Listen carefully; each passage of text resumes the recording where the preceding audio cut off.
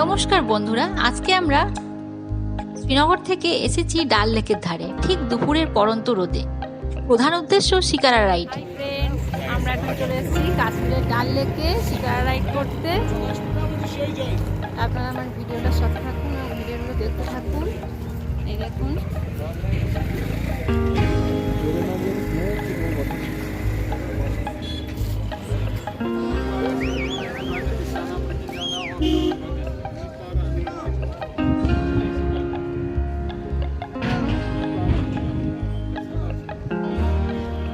লেকের কাছে এখন আমরা পৌঁছে গেছি। পৌঁছে এখন দেখছি প্রচন্ড কনকনে ঠান্ডা, পাটটপের থেকে যেন অনেকটাই বেশি ঠান্ডা।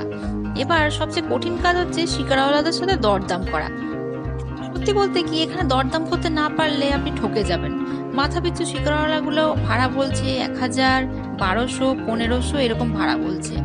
আমরা অনেক শিকারাওয়ালাদের সাথে কথা বলছি এবং আরো বলে চলেছি। এবার আস্তে আস্তে অনেকটা এগিয়েও গেছি কথা বলতে বলতে, কিন্তু সেরকম ভাবে আমরা ঠিকঠাক দাম করতে পারছিলাম না। প্রথমে অনেক কষ্টে 600 টাকায় রাজি হলো। 6টা স্পট আমাদেরকে ঘোরাবে।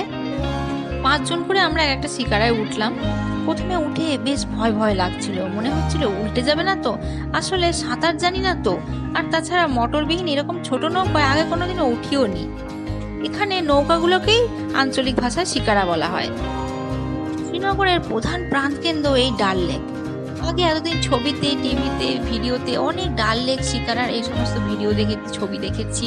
তখন প্রচন্ড একটা আকর্ষণ ছিল, মনে হতো কবে যাব, কবে দেখতে পাবো সেই স্বর্গীয় দৃশ্য। আজকে ডাল লেকে ঢোকার মুখে সেই অনুভূতিটাই হচ্ছিল। মনে হচ্ছিল সেই বহু প্রতীক্ষিত সেই দৃশ্য আজকে দেখতে পাবো। ডাল লেকের ধারে এসে যখন পৌঁছলাম তখন মনে হলো, ও এই সেই ডাল লেক যাকে এতদিন ধরে টিভিতে, মোবাইলে দেখেছি। অদ্ভুত এক রোমাঞ্চকর অনুভূতি হচ্ছিল। পর্যটকদের প্রধান আকর্ষণ এই ডাল লেক। গোটা শ্রীনগরকে ঘিরে প্রায় 22 বর্গ কিলোমিটার স্থান জুড়ে রয়েছে এই ডাল লেক। পড়ন্ত রোদে ডাল লেককে সেদিন অপূর্ব লাগছিল। চারিদিকে পাহাড়, মাঝখানে সূর্যের রক্তিম আভায় জল করা লেকের জল বয়ে চলেছে বহু দূর পর্যন্ত। আমাদের শিকারা আস্তে আস্তে এগিয়ে চলল। যতই এগিয়ে চললো ততই যেন ডাল লেকের সেই স্বর্গীয় রূপ আরো সুন্দরভাবে আমাদের সামনে প্রত্যক্ষ হতে লাগলো। কিছু পয়েন্ট আমাদেরকে ওরা ঘুরিয়েছিল, তার মধ্যে প্রথমেই এলো নেহেরু পয়েন্ট। তারপরে আরেকটু এগিয়ে যাওয়ার পর এলো গোল্ডেন লেক।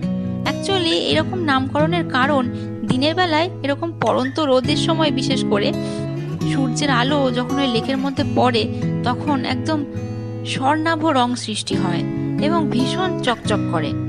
তখন লেকের জলকে একদম গলে যাওয়া সোনার মতন লাগে, তাই এই অংশের নাম গোল্ডেন লেক। আবার ঠিক সন্ধেবেলায় এই অংশটাতে চারপাশের হাউস বোটের আলোগুলো পড়ে পুরো জল একদম চকচক করে ওঠে, সেই কারণের জন্য এখানকার গোল্ডেন লেক বলা হয়। এছাড়াও আরো কিছু কিছু পয়েন্ট আমাদেরকে ঘোরালো। এখানে আরেকটি প্রধান আশ্চর্যকর জিনিস হলো ভাসমান পোস্ট অফিস, যা ভারতবর্ষের আর কোথাও দেখা যায় না। এইভাবে চলতে চলতে হঠাৎ আমরা পাহাড়ের উপরে শঙ্করাচার্যের মন্দিরকে দেখতে পেলাম। একদম ছোট্ট মতো লাগছিল দূর থেকে।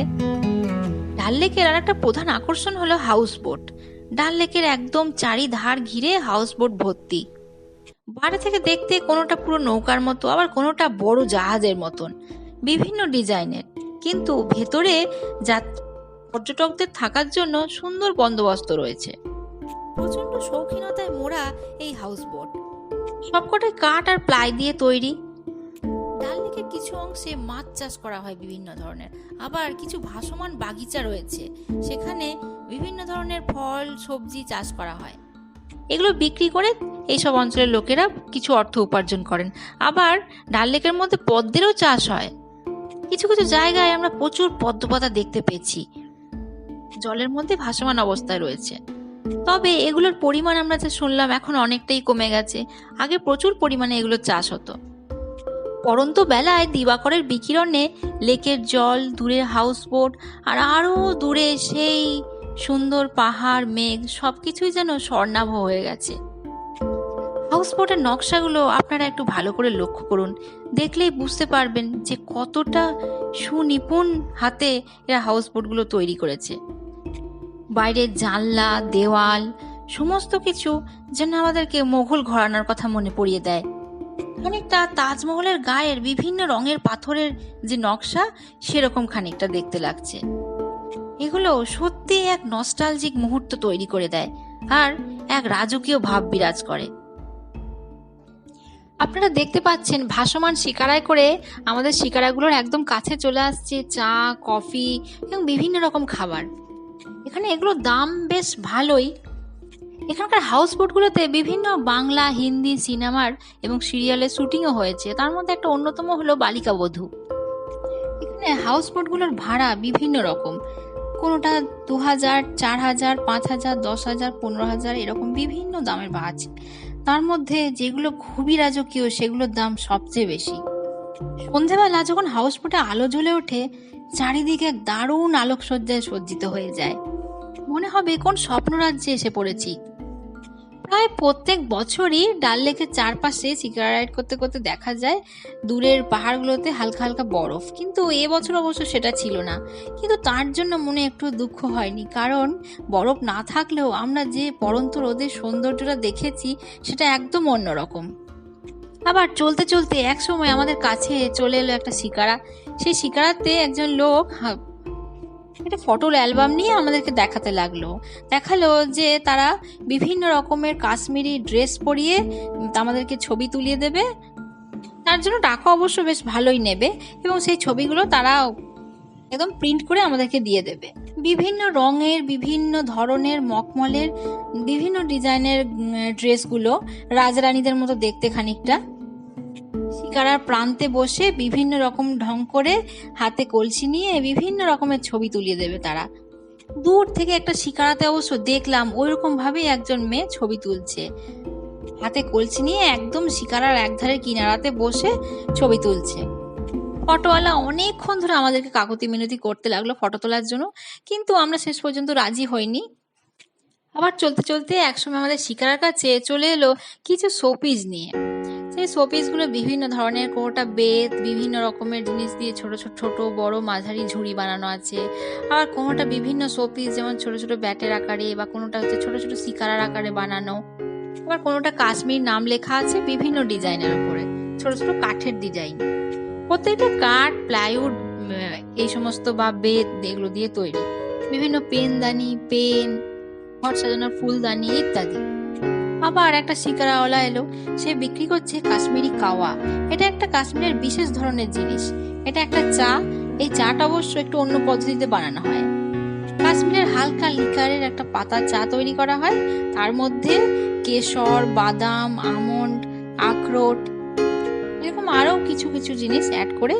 হাই ফ্রেন্ডস, আমরা এখন ডাল লেকের একটা মার্কেটে এসেছি। ওই মার্কেটটা আপনাদেরকে একটু ভালো করে দেখাবো।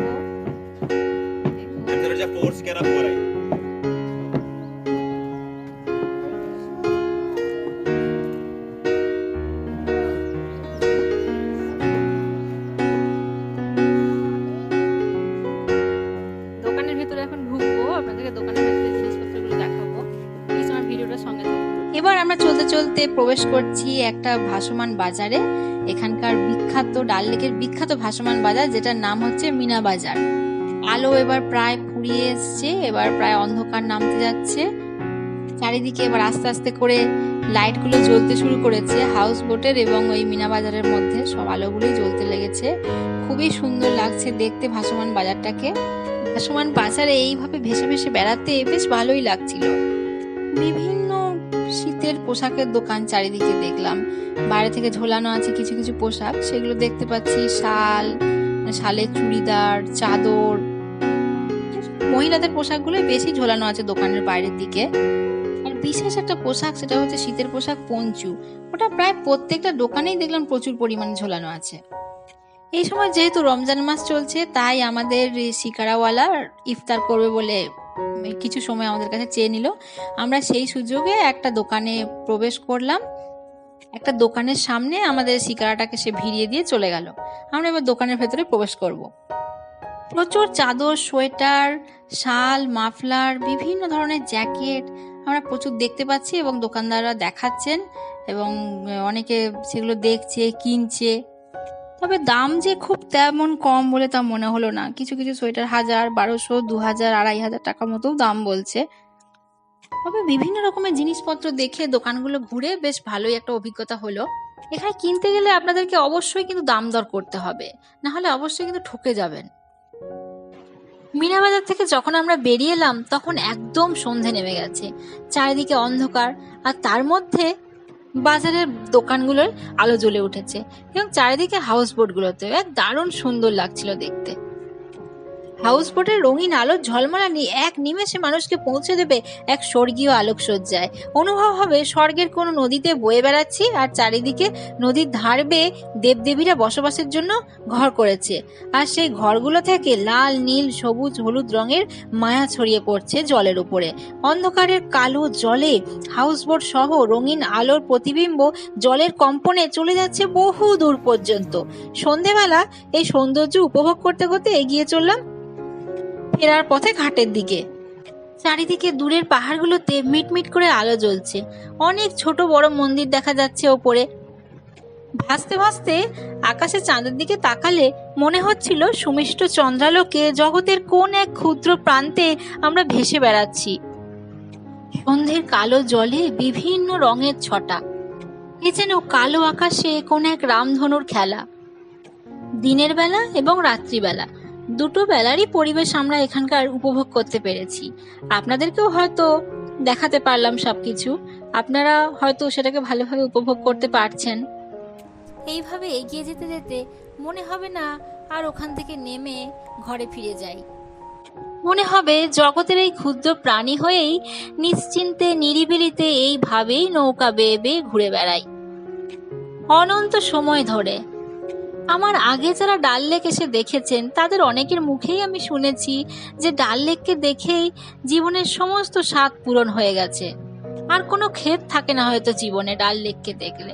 আজকে নিজের চোখে তার প্রমাণ পেলাম। স্বর্গরাজ্যে দেবদেবীদের সরোবর যতটা সুন্দর, আমাদের মানুষদের জন্য ভগবান পৃথিবীতে অনেক সুন্দর সুন্দর জলাশয়, সরোবর তৈরি করেছেন, যেগুলো উপভোগ করে প্রত্যেকটা মানুষ জীবনের একটা অংশে তৃপ্তি আনতে পারেন। হাই ফ্রেন্ডস, আমরা অলরেডি সিটার রাইড করে চলে এসেছি। দেখুন সন্ধ্যেবেলাকার ভিউটা কত সুন্দর লাগছে, আপনাদেরকে ভালো করে দেখাচ্ছি। প্রকৃতি কখনো মানুষকে ফেরায় না নিরাশ করে। প্রকৃতির কোলে আসলেই সে আপনাকে এক রাস আনন্দ দান করবেই। তাই প্রকৃতির কোলে একবার এসে দেখুন, প্রকৃতিকে ভালোবেসে দেখুন, জীবনের সব যন্ত্রণা হয়তো এই মেটাতে পারবেন।